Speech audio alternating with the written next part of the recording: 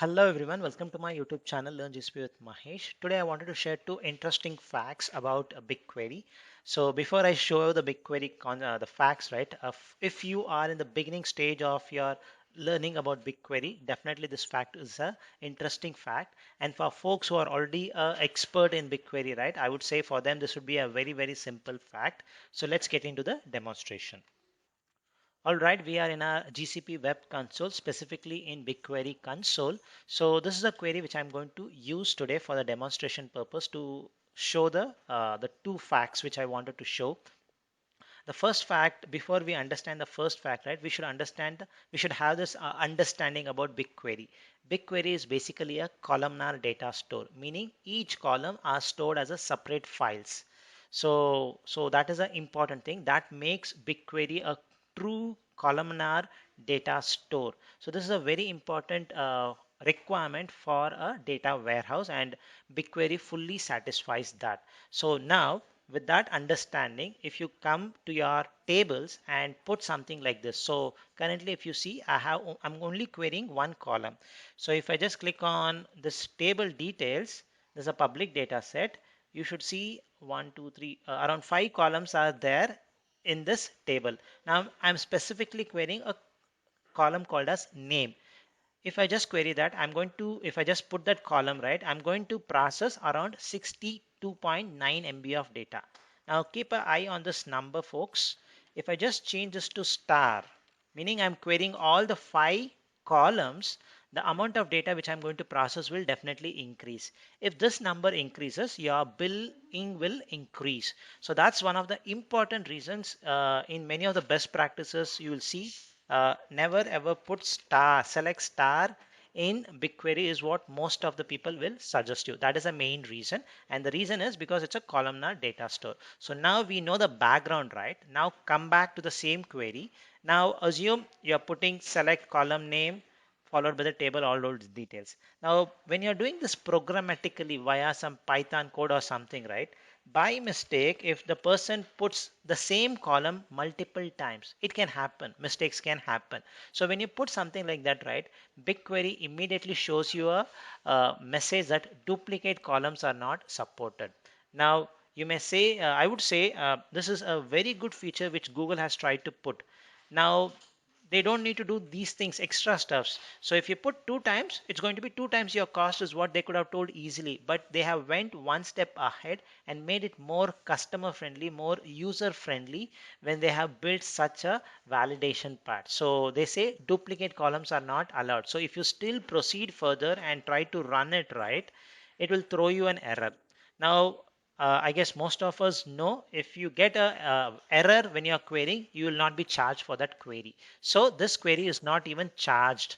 So the first fact which I wanted to share is if you put duplicate columns, then definitely it will not execute. So this is an interesting fact. So when I was doing some implementation by mistake, I put this duplicate column and I was really fascinated to look at that error message. So thought of sharing it with you.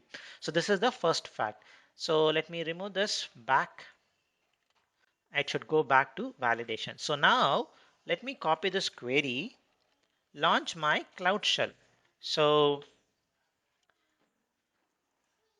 now let me put this query, BigQuery query, and in single quotes, let me put this.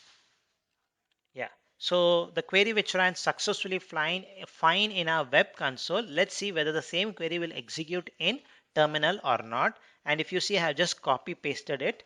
Let me hit enter and see what happens. Same query which runs successfully fine is not working in the terminal.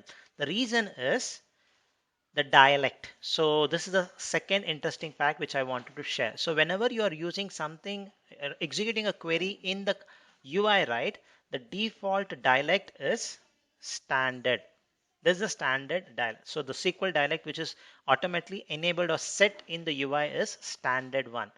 But if you run the same query in the command line, right, this is not going to be your default dialect. The default dialect in command line is legacy. So that is the reason we are getting this error.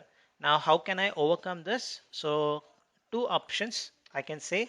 One, just put a flag like this, use underscore legacy underscore SQL, meaning I don't want to use legacy. I'm making it as false. Now when I run it, I'm just running the query in a standard dialect. That is the output. Now, another approach which you can try is you don't want to put this extra flag. To make your life simple, what you can do is, and it may not work for every query. If you have something which is more standard SQL dialect, right? Certain stuffs may not be supported, but this is a very simple query. What you can do is you can change this single quotes to square bracket. Now when you run it, right, this is going to be a legacy dialect. So you can just run it. You should see the output comes. Now if you wanted to verify whether this query ran in legacy or not, very simple. Just go to your query history and refresh it, and you should be able to see the queries which ran. So you see the errors which we just ran. So anything which is error is not going to be caused. So if you wanted to just see it, 0 bytes process. So you should not be worrying about any queries which goes wrong. So the last query which we ran was using SQL legacy dialect, and you should be able to see that option here, whether it was run with legacy. You see this, it is legacy. So similarly, the next query which before to this query we ran another this thing which was in the standard dialect. If you scroll down, you see legacy equal to false. Legacy equal to false is standard dialect. So those were the two interesting facts which I wanted to share. One is duplicate columns, so it is not allowed. The second interesting fact which I wanted to share is in the UI it is standard dialect. In the terminal or in using the BI utility, the default dialect which you will use is always legacy. So those are the two interesting facts which I wanted to share. Hope the facts was interesting. Thank you for watching.